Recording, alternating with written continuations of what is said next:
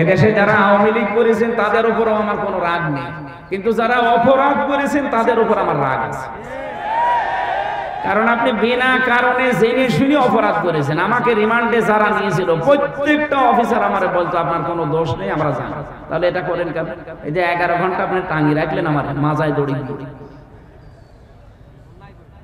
আপনি নিজে বলছেন সকালে এসে যে হুজুর আপনার কোনো দোষ নেই, তাহলে এই কাজ করবেন।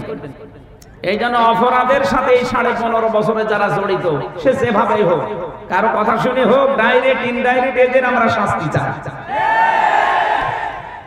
আর এদের শাস্তি যে হচ্ছে বা হয়েছে এর প্রমাণ দেখেন সূরা নম্বর 19 নাম্বার পারা 20 নাম্বার পৃষ্ঠা 7 নাম্বার লাইনের 52 নাম্বার আয়াত। ভালো করে একটু মিলান দেখেন। আমার তো মনে হচ্ছে খাপের খাপ মুমতাজের বাপ মিলে যাচ্ছে। আপনি একটু দেখেন তো মেলে কিনা। আল্লাহ পাক বলেন ফাতিলকা বুয়ুতুহুম খাবিয়াতাম বিমা যালামু। এখানে আলেম নেই, ফা দিয়ে আরম্ভ করলেন আল্লাহ বক্তব্যটা। আল্লাহ বলেন ফাতিলকা বুয়ুতুহুম, বাইতুন দেননি বুয়ুত বহু বচন, এরপরে হুম এটা জমির, এইটাও বহু বচন। আল্লাহ বলেন এই যে এই সেই ঘরগুলো, এই সেই, ভালো করে জবাব দেবেন, এই সেই ঘর না ঘরগুলো? আল্লাহ এক বছর না দিয়ে বহু বছর কেন দিলেন? তার মানে জালেম একজন না, এদেশে জালেম আমার মনে হচ্ছে অনেক আছে। আল্লাহ বলেন এই সেই ঘরগুলো। কাদের ঘর? জালেমদের। কাদের? খাবিয়াতান, জনশূন্য করে দিয়েছি, পরিত্যক্ত বানিয়ে দিয়েছি। বিমা যালামু, তাদের জুলুমের কারণে। এই আয়াতটা যে কত বাস্তব এবং সত্য, এটা 2024-এর 5 আগস্টের বিকাল 5টায় আমি দেখতে পাই। কুষ্টিয়ায় দেখেন হানিফের বাড়ি, বিকাল 5টা বাজতে বাজতে পায়খানার প্যান পর্যন্ত খুলে নিয়ে চলে গেছে। ইট তো নেই, প্যানও খুলে নিয়ে চলে গেছে। এখন হয়ে গেছে ওটা জাতীয় টয়লেট। মানুষজন যায় আর ওখানে পায়খানা প্রসাব করে। গত 3 দিন আগের পত্রিকা দেখেছেন ঢাকায় যে বাড়িটা, এত দামি বাড়ি, মানুষ অনেকে আবে গেছে সোমা খেত, অথচ এখন ওইটা গণ টয়লেট। মানুষ বিভিন্ন জন যাচ্ছে, একবারে 8 জন 10 জন করে বিভিন্ন দিকে ইঞ্জিন দিয়ে প্রসাব করছে। আপনি পেপারে দেখেন।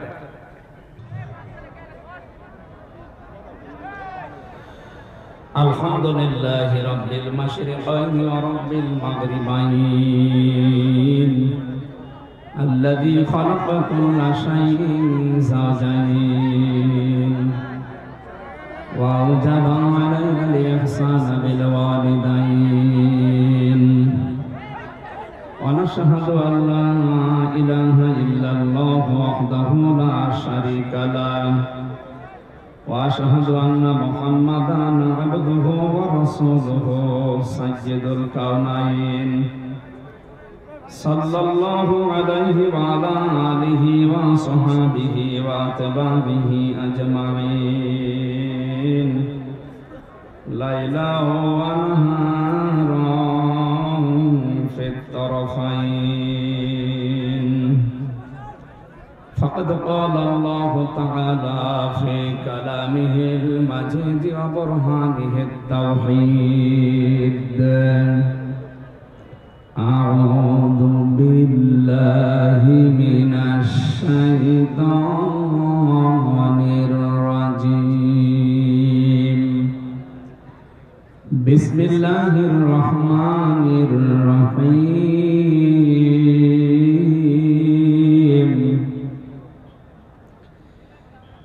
الحاقة ما الحاقة وما أدراك ما الحاقة كذبت ثمود وعاد بالقارية فأما ثمود فأهلكوا بالطاغية صدقت يا ربنا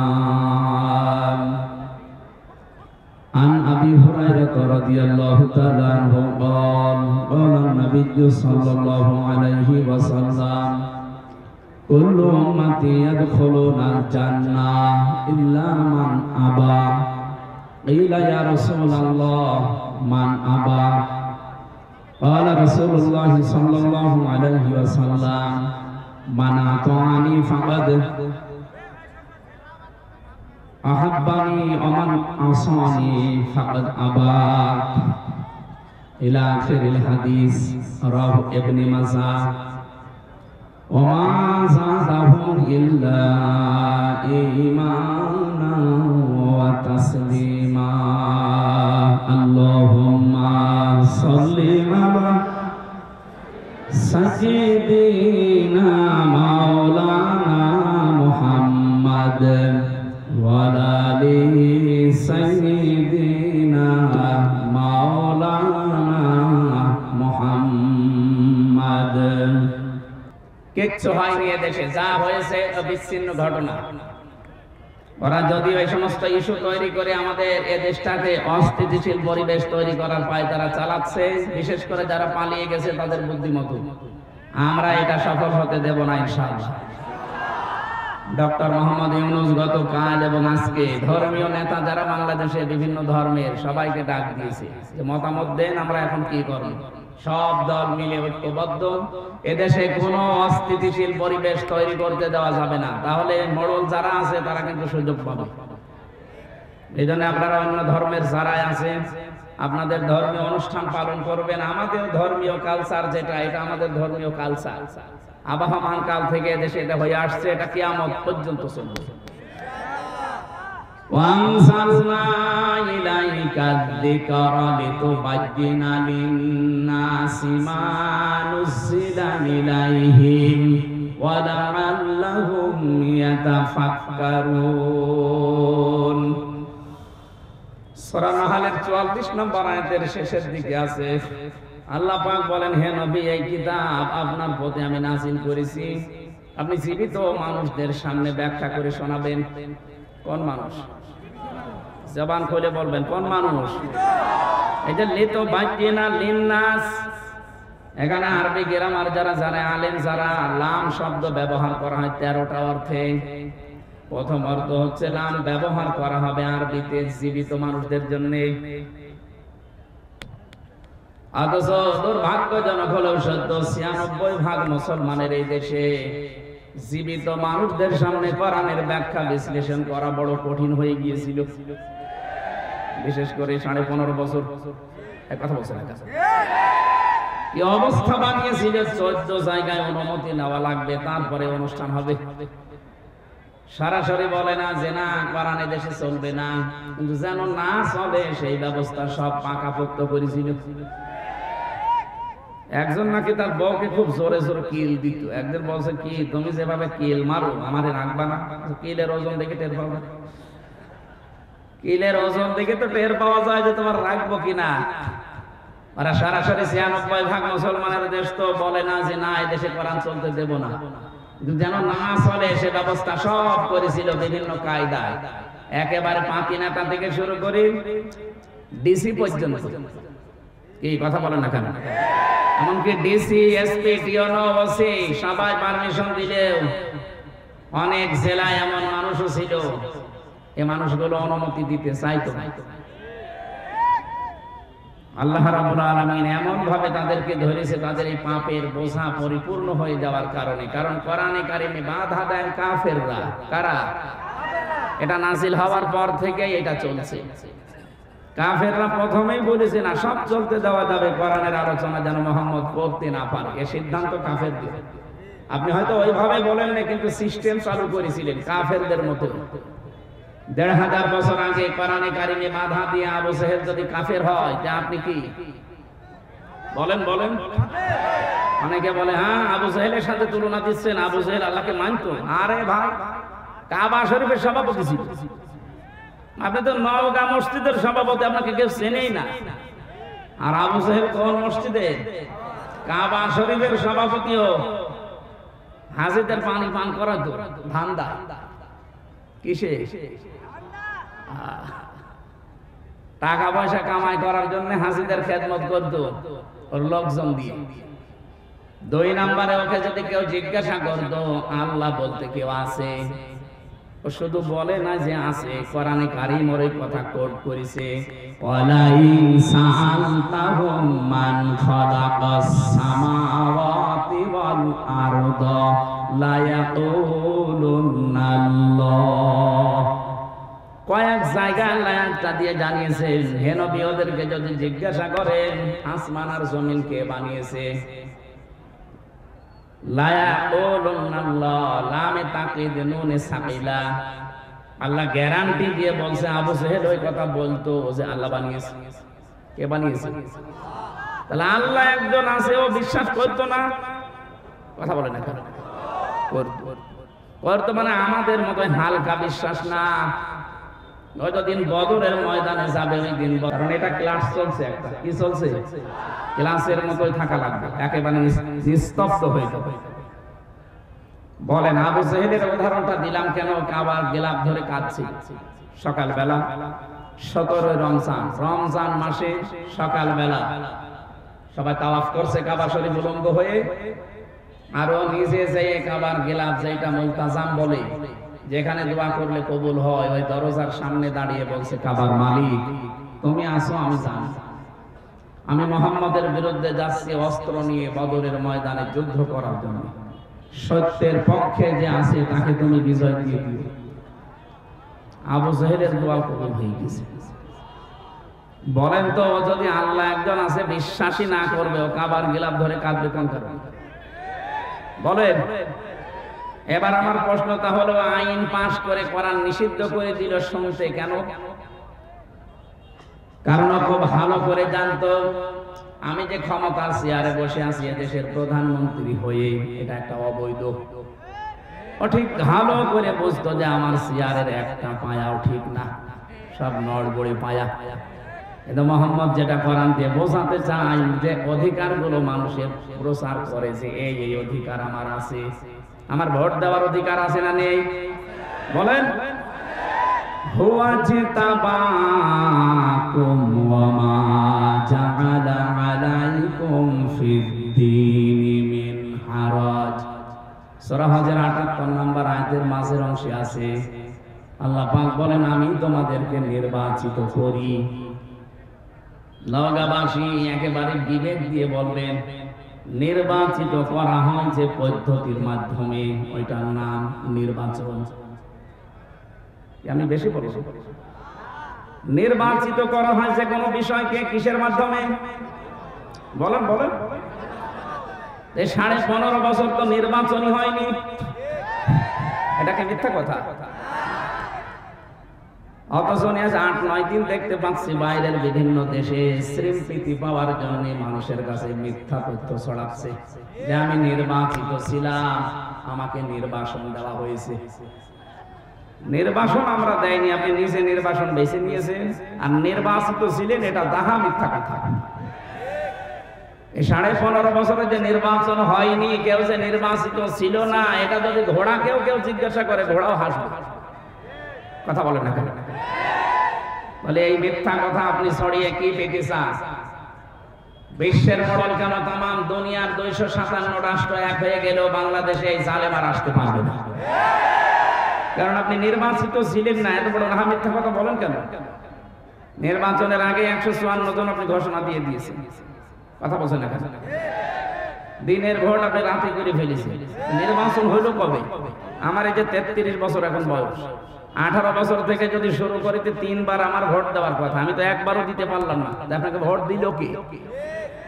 হয় আপনি নিজে নিজে দিয়ে নিয়েছেন, এক কথা বলছেন না। আমার সাথে এক ওসি ছিল জেলখানা, আমি তো ফাঁসির কন্ডেম ছেলে ছিলাম। একদিন আমার এসে বলছে, হুজুর দেখেন তো আমার তওবার ধরনটা দেখেন তো কিভাবে করবেন। এই যে নির্বাচন গেল, এই নির্বাচন আমি বাইরে ছিলাম, রাত 12টার পর থেকে আমি ভোট কাটা আরম্ভ করলাম, ফজর পর্যন্ত বাক্স ভর্তি করে বিভিন্ন জায়গায় পাঠিয়ে দিলাম। আপনি তো একা 3.5 লাখ সব শেষ করে ফেললেন, আর এখন আপনি আস্তাগফিরুল্লাহ পড়েন আল্লাহর কাছে। আপনি কি আল্লাহর কাছে দোষ করেছেন? আমার মতো 3.5 লাখ 4 লাখ হামজা যদি আপনাকে বলে ঠিক আছে যান ওসি সাহেব মাফ করে দিলাম, তাহলে আপনি মাফ পাবেন। 2 নম্বরে ভয়ঙ্কর বিষয়, আপনি যতদিন জেলে আছেন এই কয় বছরের ভেতরে অনেক হামজা মরে গেছে। কথা বলেন না, আপনি তাদের কাছে মাফ চাবেন কি করে? এই জন্য জালেমদেরকে 15.5 বছর টিকিয়ে রাখার জন্য যারা চেষ্টা চালিয়েছে তারাও জালেম।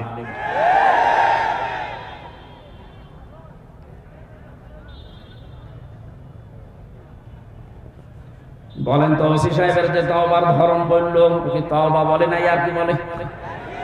বাংলাদেশে বহু মানুষ এখন দেখছি আর কি মারছে। আরে ভাই তওবা হবে তো তার কাছে, অপরাধ হয়েছে যার কাছে। আপনি আল্লাহর কাছে কোন অপরাধ করে থাকলে ওনাকে বলেন, উনি যদি মাফ করে দেয় দিক, শাস্তি দেয় দিক, ওনার ব্যাপার। আপনি তো অপরাধ আমার কাছে করলেন, আমার কাছে অপরাধ করে কাবার গিলাপ ধরে মাফ চাবেন, পুরাটা উল্টা না। আপনাদের তাওবা হচ্ছে না। যারা তাওবা করতে চান, অপরাধ করেছেন যার কাছে, স্বীকার করবেন তার কাছে। এইটা বাংলাদেশে যদি চালু হয়, পরবর্তীতে যারা চেয়ারে বসবে ওরা আর অন্যায় করার সাহস পাবে না, কারণ অপরাধ যার কাছে স্বীকার করা লাগবে তার কাছে। আজকে এই সংক্রান্ত আয়াতগুলো আমরা কোরআন থেকে পড়েছি, আমরা কথা বলবো সামনে ইনশাআল্লাহ। আবু জাহেলের কথা বলছিলাম, এই লোকটা বেশ ভালোভাবে জানতো আমি যে চেয়ারে বসে আছি এত জোর করে আছি, মোহাম্মদ যেটা বলতে চায় অধিকারের কথা, যদি সত্যি মানুষ এগুলো জেনে ফেলে তাহলে আমার চেয়ার রাখবে না। এই জন্য মোহাম্মদের কোরআন এটা বন্ধ করা দরকার। 1500 বছর পর নব্য আবু জাহেল যারা, তারা জাতে মাতাল হলো তাহলে ঠিক ছিল। ওরাও বুঝেছিল আমাদের যে চেয়ার, এ চেয়ার তো বৈধ না। কথা বলে না, এই জন্য 15 বছরের ভেতরে যারা নির্বাচনের মাধ্যমে প্রহসন করে এমপি, মন্ত্রী, মেয়র, সাবেক উপজেলা চেয়ারম্যানের নিচে লিখে দেন, আপনি লিখবেন না। কারণ আপনি সাবেক উপজেলা চেয়ারম্যান, সাবেক মেয়র, সাবেক এমপি, সাবেক মন্ত্রী, এটা অবৈধ। আপনাকে কে ভোট দিয়েছে যে আপনি এটা লিখেন? না, আপনি একটু বেশি করে লিখতে পারেন যে সাবেক চোর, এটা লিখা যায়। কারণ আপনি চুরি করেছেন, আপনি লিখে দেবেন যে আমি চোর। তো বর্তমান তো চুরি করছেন না, সাবেক, এই জন্য সাবেক চোর বা সাবেক ডাকাত লিখে দেবেন। এই কথা বলছেন না? আর 8 সাল থেকে 24 সাল পর্যন্ত যত কিছু নিয়েছেন রাষ্ট্রের কাছ থেকে, এগুলো সব ফেরত দেওয়া লাগবে। কারণ আপনি অবৈধ জিনিস বৈধ করার জন্য এগুলো ফেরত দিয়ে জনগণের কাছে বলেন যে আমাদের ভুল হয়ে গেছে। এটা যতদিন না বলবেন ততদিন আপনি এই দেশের বৈধ নাগরিক না। বহু মানুষের অধিকার নষ্ট করেছেন, আগে ফেরত দেবেন।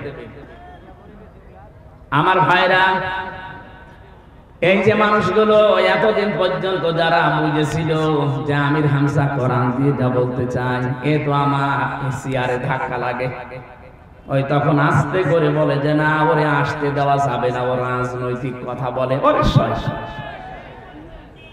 আমার মনে হয় যারা 15.5 বছরে আমার এই কথা বলতে দেয়নি, নবীজি যদি এসে এখন কোরআন প্রচার করতো, নবীকেও বলতে নবী রাজনীতি করে। কথা বলে না কেন?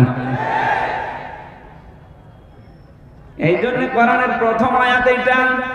রব্বুল আলামিন বলেন, এমন একটা কিতাব আপনাকে আমি দিয়েছি, আপনি মরা মানুষকে শোনাবেন না, শোনাবেন জীবিত মানুষদের। অথচ জীবিত মানুষদের কোরআন শোনানো এমন কঠিন অবস্থা হয়ে দাঁড়িয়েছিল, যারা আমাদের বাধা দিত, ওই লোকের বাবা মারা যাক, আমারে ডাক দিয়ে বলবে হুজুর কোরআন পড়ে দেন। এক কথা বলছেন না? ওর বাবা মরে গেলে আমারে বলবে কোরআন পড়ে দিন, অথচ জিন্দা অবস্থায় পড়ার দরকার ছিল। এখন তো মরে গেছে, এখন পড়ে করবো কি? ওর আযাব আরো বাড়বে। কারণ সে আয়াতি পড়বো একটাও তোর জীবনে ছিল না। কি আপনার বাবা এমন বাবা যে আপনার নামে সব ভালো ভালো জমিগুলো, দোকানগুলো লিখে দিয়েছে, আর আপনার বোনের নামে বলেছে তোর নামে দোয়া করে দিলাম। এখন আমি যদি পড়ি ইউসিকুমুল্লাহু ফি আওলাদিকুম লিয-যাকারি মিসলু হাজ্জিল উনসায়াইন, হে পৃথিবীর বাবারা, সন্তান যাদের আছে, এক ছেলে যা পাবে 2 মেয়ে তাই পাবে। বন্টন নীতিকার। আপনি তো বন্টন নীতি মানেননি দুনিয়ায়, আমারে নিয়ে কোরআন পড়ালে আপনার আযাব আরো বাড়বে। আমি কথা বোঝাতে পেরেছি? এই জন্য কোরআন বোঝানো লাগবে মরা মানুষকে না চিন্তা মানুষকে।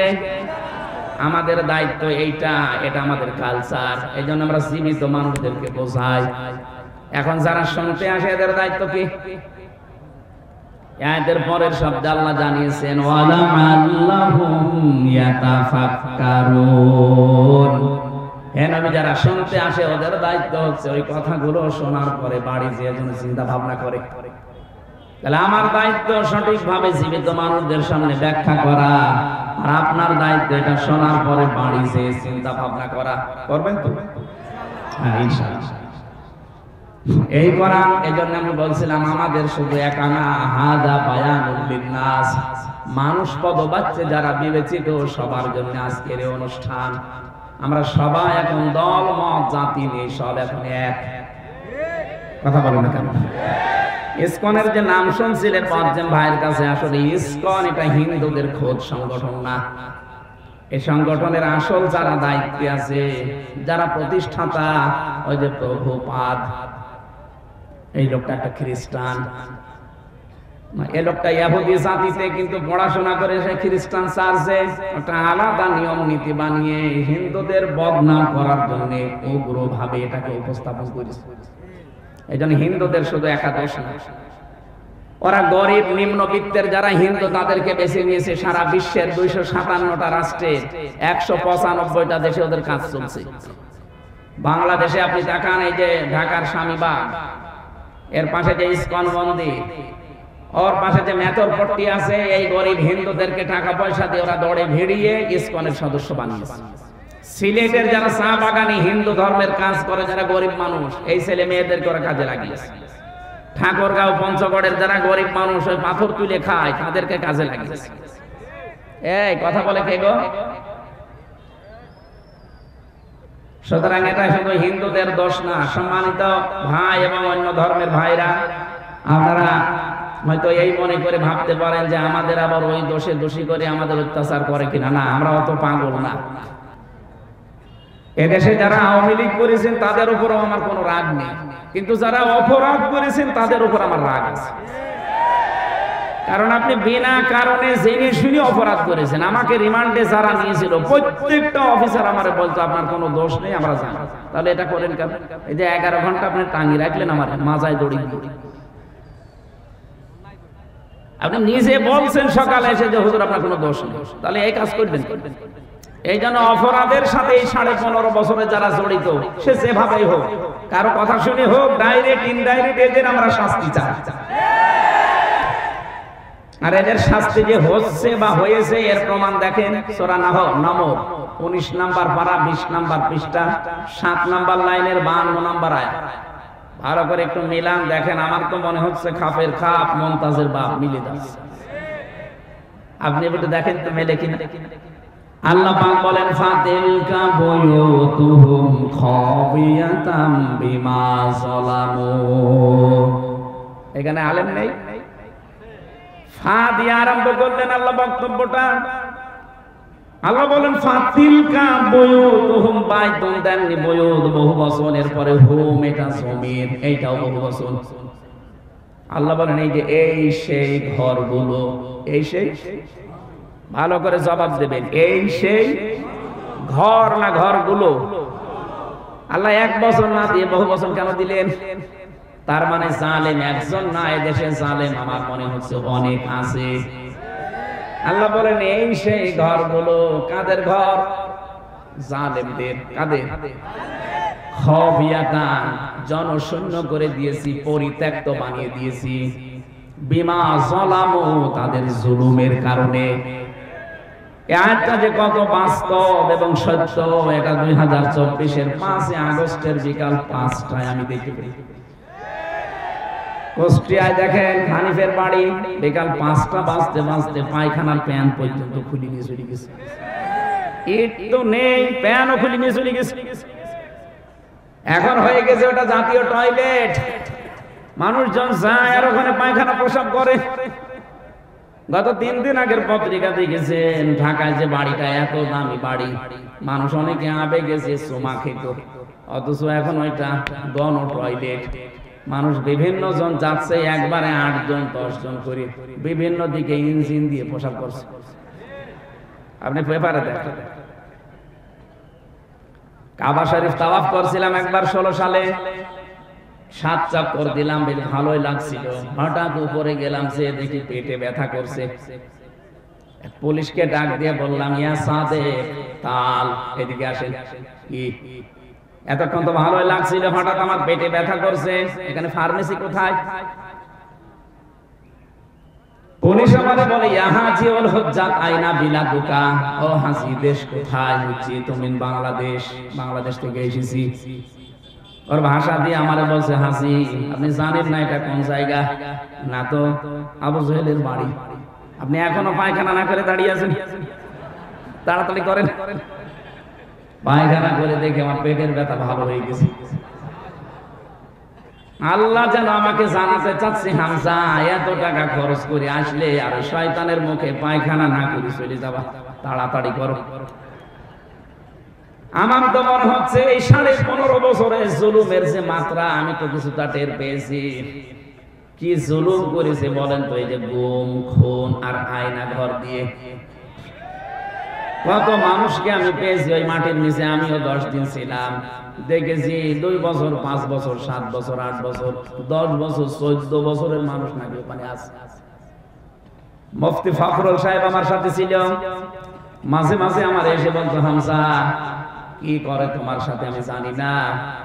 আবার আমার এই যে পায়ের ভেতর দিয়ে এভাবে হাত দিয়েছে, এইভাবে সামনে যে লোহার ব্যারিকেড দেওয়া আছে ওর সাথে হাত হ্যান্ডকাপ দিয়ে আটকিয়ে দিয়েছে, আবার টান দিলে কেটে যায়, খুব ধার ওইটাই, নড়াচড়াও করতে পারি না। 24 ঘন্টা এভাবে 1-2 মিনিট না, বছরের পর বছর আমি এভাবে বসে আছি। এই যে শুয়ে থাকা, এটা যে কত বড় নিয়ামত এখন আমি টের পাচ্ছি। 1.5 থেকে 2 মিনিট মাত্র সময় দিত টয়লেট করার জন্য। সকালে কয়েকটা পচা ছোলা দিত, দুপুর বেলায় 1 মুঠ ভাত দিত, তাও মনে হচ্ছে কেউ মাখিয়ে দিয়েছে। এত বড় বড় নখ হয়ে গেছে কারো কারো, চুল দাড়ি গোপ দেখলে মনে হচ্ছে জঙ্গল থেকে বেরিয়ে আসতেছে। এত কঠিন পরিস্থিতি, আমি তো তাও কঠিন জায়গায় ছিলাম না, আমি তো নরমাল জায়গায়। শুনেছি এর চাইতেও ভয়ঙ্কর জায়গা ওর ভেতরে আরো আছে, বিশাল সুড়ঙ্গ করে, তাও এটা ডিবি অফিসে। আর যেটা মিলিটারিরা চালায়, যেটা আর্মিরা, ওটা আরো কঠিন। ওখানে কেউ 8 বছর 10 বছর 14 বছর পড়ে আছে, কেউ দুনিয়ায় জানেই না। এই নখ দিয়ে দেওয়ালের সাথে খসিয়ে খসিয়ে লিখে রাখে কাটা কাটা অক্ষরে যে, ভাই কেউ যদি বাইরে যেতে পারে এই নাম্বারটা জানাবে যে আমি বেঁচে আছি।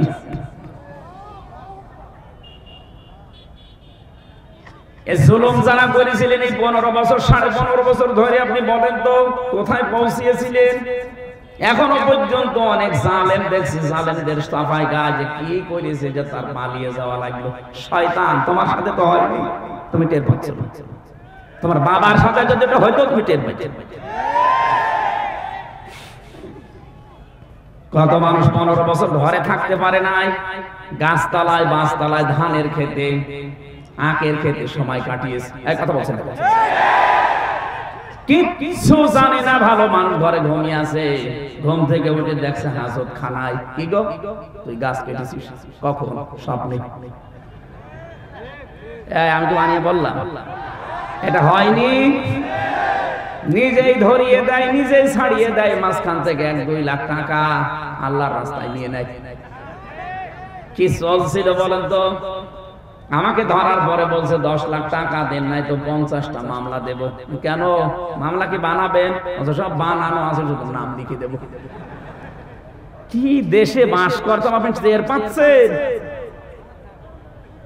এই ছিল নাকি আইনের শাসক?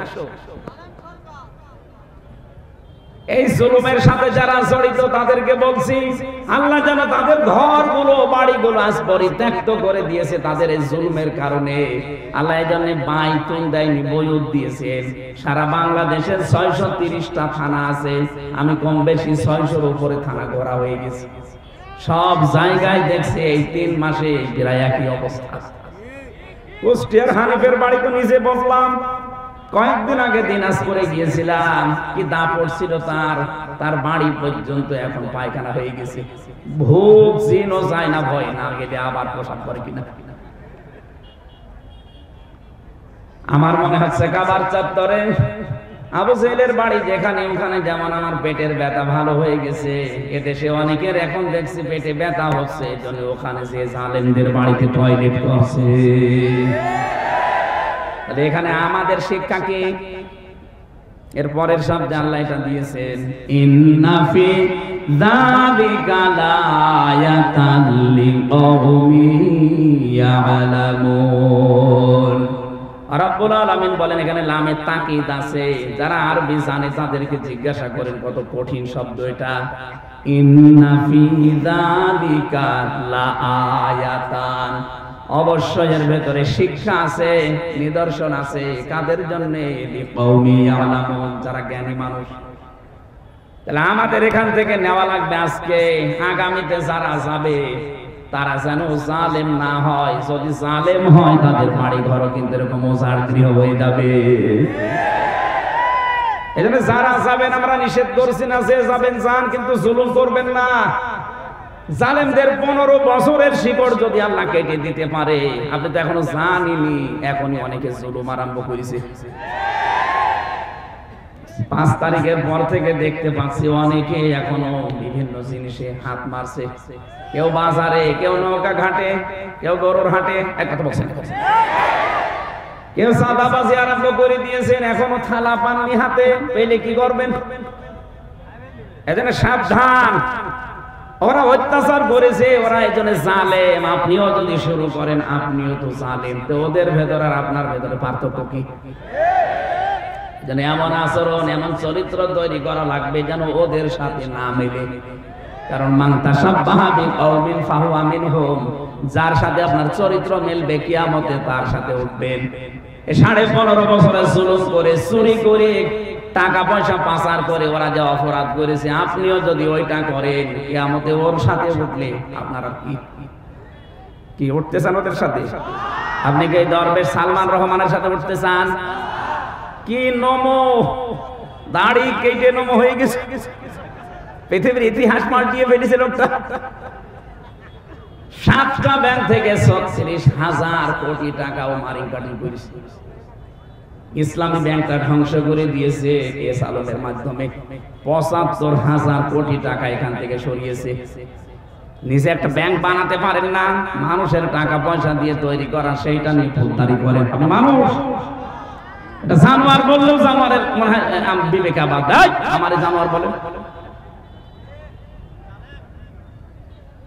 জালেমরা পৃথিবীতে আল্লাহর সৃষ্টি জগতে নিকৃষ্ট। ইন্না শাররাদ দাওয়াবি ইনদাল্লাহিস সাম্মুল বুকুমুল্লাযীনা লা ইয়াকিলুন। সূরা আনফাল 9 নম্বর পারা 18 নম্বর পৃষ্ঠা, এটা 11 নম্বর লাইনের 22 নম্বর আয়াত। এটা তাফসীরে ইবনে কাসিরে আছে। আল্লাহ পাক বলেন পৃথিবীতে সবচাইতে ঘৃণিত আমার কাছে সৃষ্টি জগতে ওই লোকটা যে তার বিবেককে কাজে লাগায় না। আরে 15.5 বছরে যাই হয়েছে, বিবেক কাজে লাগেনি। বিবেক কাজে লাগলে একটা আলেমকে এভাবে 11 ঘন্টা টাঙিয়ে রাখতে পারে? বলেন। এটা তো আমার নিজেরটা বললাম, বাকিগুলো মামুনুল হককে দেখেননি? এরকম চেয়ারে যেত আদালতে, মাজাটাই শেষ করে দিয়েছে। মুফতি ফখরুল ভাই আমার মনে হয় আর সারা জীবন এভাবে কাট চাট হয়ে উঠতে পারবে না। মাজা এই জায়গায় হাতটাই বাঁকা হয়ে গেছে। ইমাম মালিকের জীবনী পড়েছিলাম, ওনার হাত বেঁধে রেখেছিল 41 দিন একাধারে, শুধু টয়লেট আর খাবারের সময় খুলে দিত। এই জন্য ওনার হাত এই হাড় থেকে ডিসকানেক্ট হয়ে গিয়েছিল। বহু আলেমের ওখানে আমি দেখেছি যারা আজ 22 বছর, যারা আজ 14 বছর, যারা আজ 10 বছর 12 বছর পড়ে আছে। এত কষ্ট ভেতরে আলেমদেরকে ওরা দিয়েছে। আমি তো হালকা পেয়েছি, আমার চাইতে আরো বেশি পেয়েছে অনেকে।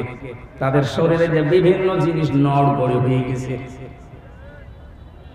এই জুলুমগুলো যারা করেছিলেন, এখন যদি কেউ সামনে এরকম করার চিন্তা ভাবনা করে, এর বড় টিকতে পারলো না। আর আপনার তো এখনো সাজানো কিছুই হয়নি, আন্দাজের লোক জোর করছেন। এই জন্য চরিত্র ঠিক করবেন। ওদের মতো চাঁদাবাজি যদি করেন আপনার বাড়িও টয়লেট হবে। কথা বুঝতেছেন? ওদের মতো মিথ্যা মামলা যদি দেন আপনার বাড়ি ওইরকম পরিত্যক্ত হয়ে যাবে।